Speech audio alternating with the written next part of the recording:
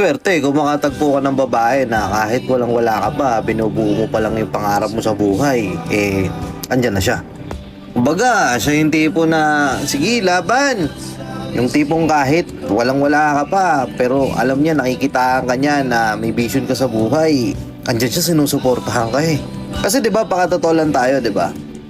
Kumbaga, halimbawa, ikaw okay na, stable na yung buhay mo, mayaman ka, marami kang pera, natupad mo yung pangarap mo sa buhay, tapos may dadating na babae sa'yo. Nakilala ka niya kasi ganyan ka na.